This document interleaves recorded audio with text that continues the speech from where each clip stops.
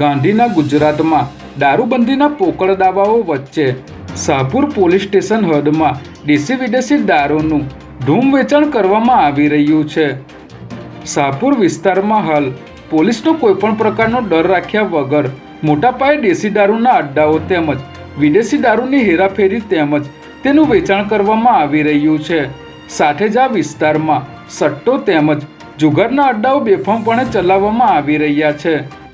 અહીં સ્થાનિક પોલીસ અને વહીવટદાર જયપાલસિંહના મેળાપીપણામાં બુટલેગરોને છૂટો દોર આપી મહિને લાખો રૂપિયાના ઉઘરાણા કરવામાં આવી રહ્યા છે। ત્યારે સ્ટેટ મોનિટરિંગ સેલ કે પછી પોલીસની અન્ય ઉપરી એજન્સીઓ આ વિસ્તારમાં દરોડા પાડે તો મોટાભાગના ગોરખ ધંધાઓ ખુલ્લા પડી શકે તેમ છે, જેથી આ વિસ્તારને ક્યાર સુધીમાં સંપૂર્ણ દારૂમુક્ત કરવામાં આવશે તેવા અનેક સવાલો જાગૃત જનતામાં ચર્ચાઈ રહ્યા છે।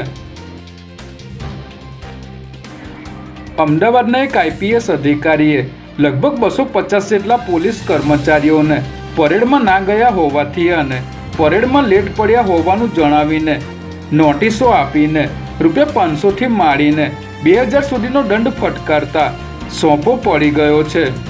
જોકે આ અંગે સંખ્યાબંધ પોલીસ કર્મચારીઓએ ભારોભાર નારાજગી વ્યક્ત કરી છે, જેમાં કેટલાક પોલીસ કર્મચારીઓએ દાવો કર્યો છે કે અમને નોટિસ કે મેમો આપતા પહેલાં અમારો કોઈપણ જાતનો ખુલાસો પૂછ્યા વગર જ અમને આડેધડ દંડ ફટકારવામાં આવ્યો છે।